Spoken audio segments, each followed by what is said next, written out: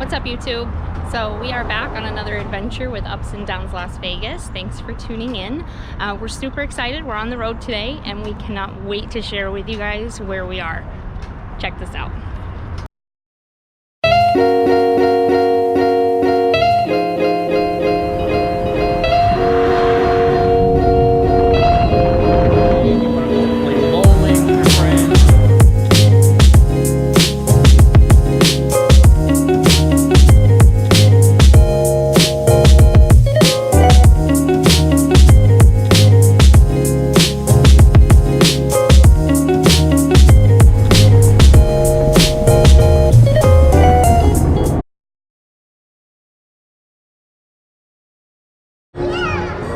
Welcome to Disneyland, the happiest place on earth.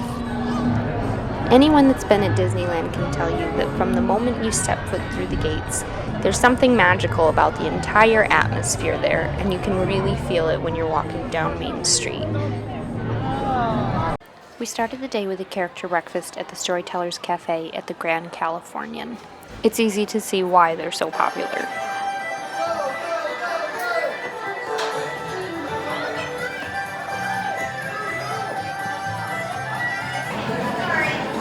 You make a kiss? You make a kiss? Oh. High five? What? Wow! You hugged Mickey? So we just finished breakfast at the Storytellers Cafe, and we have done that before with the kids, but this year is a little different. They recently changed it so that now it's Mickey who hosts breakfast, and it's so nice for the kids to have that individual interaction with Mickey Mouse. There's no line, there's no waiting. And the food's so good. Yeah, the food's really good. You know, so you pay a little bit extra for the interaction, but to have that personalized interaction with your kids and Mickey and not to have a line of people behind you pushing and shoving, it's totally worth the expense. And you can enter... Yeah, you can enter downtown Disney through the Grand Californian. Security is fast as fast can be. You don't have to wait in the long line, especially the holiday time. That line can be absolutely insane. Yeah, it takes you right to where you have to go through the ticket. Yep. So we definitely recommend checking that out. And make sure you book early in the morning because the line fills up quickly, and you want to make sure that the kids aren't too tired and everybody has a good time. Yep. Entering downtown Disney, you start to feel the Disney magic right away. There's all these different shops with different Disney souvenirs, things for the home, clothes, anything you can imagine. And then there's the treats. It was so much fun standing with the kids, watching them make these caramel apples. The kids thought it was the coolest thing they had ever seen, and the people making them were so friendly. You can see they waved to the customers, and the kids just loved watching them do their magic. It's really something to see. The minute you step on Main Street, it's obvious you've entered something magical. You're greeted by characters right away, and there's all these amazing decorations, especially at Christmas time, and music playing, and it's just such a happy place to be. Christmas at Disney is extra magical. They put so much attention to detail in everything that they do. This particular shop had a room that had all these different stockings in it that I just thought were so beautiful and so ornate and so underappreciated. You really have to take the time to soak in all the details. Disney really tries to appeal to all of your senses, especially at Christmas time.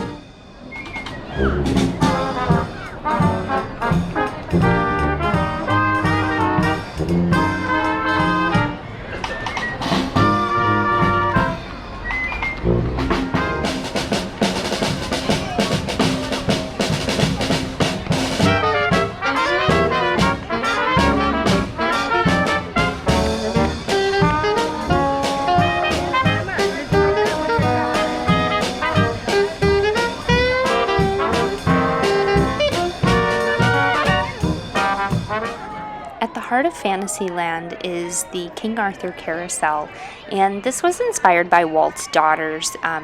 They loved a carousel that was in LA at the time, and when he built Disneyland, he specifically designed the carousel to be something that all of the kids could enjoy. It's undergone a couple of refurbishments in its time, and one of the most famous horses is Jingles, and it's kind of the lead horse. It was specially painted for Mary Poppins, and if you search out for Jingles, you'll find that it's the horse with the bells on it, and it has rosettes. There's a special JA for Julie Andrews on her, and it also has the bird from Mary Poppins's umbrella that you can see. So there's so many different details on this carousel that you really have to take the time to appreciate. Just like everywhere else in Disneyland, there's no shortage of details to take in. The other thing that's great about Fantasyland and King Arthur's Carousel is it kind of is a great way to kill some time. Usually the lines go pretty quickly, and if you've got little ones that they don't really want to wait in the lines for the other rides, this is a great distraction for them while somebody else holds the place in line. They can go on the carousel and have some fun while everybody else is in line for Mr. Toad's Wild Ride or Peter Pan. And it's really such a great centerpiece to see when you walk through the gates of the castle. It's definitely one of our kids' favorites, and I'm sure that it will be for a long time to come. One of the great things about this ride is that kids of all ages can ride it. There is a special chariot designed for handicapped visitors too, so definitely something to check out while you're there. Another one of our favorite attractions at Disneyland is the train that goes around the perimeter of Disneyland Park. There's a few different spots where you can pick the train up. You can get it in New Orleans Square, you can pick it up on Main Street, you can pick it up just outside of Fantasyland, and also in Tomorrowland there's a stop just outside of Autopia. This was the first time that we actually took the train the whole way around the park. We usually would just ride for a couple of stops and then get off, kind of as a way to kind of bypass walking through the whole park, which is a great idea and option if you've got little ones and everybody's getting a little tired and if you don't have a stroller with you. This time though, we left the stroller outside of Haunted Mansion and we took all the kids for the whole ride, and everybody loved it. It's a great way to just sit and relax and still have the kids be entertained for a little while you ride around the park, and you get to see the backside of some of the rides. When we left New Orleans Square, we went in and we saw the backside of Splash Mountain, which was really cool for the little ones to see that since they're too small to actually take the ride on Splash Mountain. And then as you move through the park, you'll see different sites, like you'll see the Davy Crockett rowboats, and you'll get to come along the backside of Small World, and it's just nice to sit and relax and wave to the other visitors at the park, and everybody's smiling and happy, and it's really just a great way to kind of unwind for a few minutes, have some decompression time, and kind of force the little ones to take a few minutes to just relax. So you can kind of see here the canoe ride, which isn't really a ride at all because you do all the work, so there's not as much fun there. Nothing relaxing about that, but it's so nice to just sit and take in the sights as you let someone else do all the moving for you. This time we actually went all the way through, and we didn't realize that the train went through the backside of Main Street, and we were really surprised when we came through and saw that there was attractions on the backside. We just thought that it kind of went around, and we didn't realize that there was something to see when the train goes through, and even our oldest had no idea that that was there. So it was really kind of cool to see that different part of the park, and the little ones got a little bit scared at the dinosaur parts, but for the most part it wasn't too intense for them.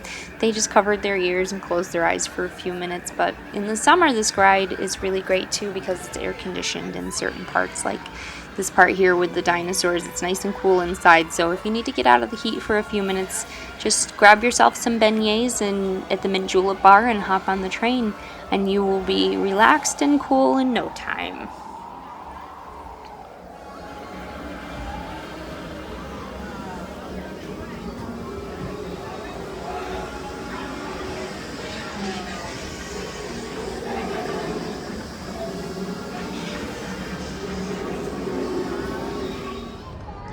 We hope you guys enjoyed spending our first day at Disneyland with us.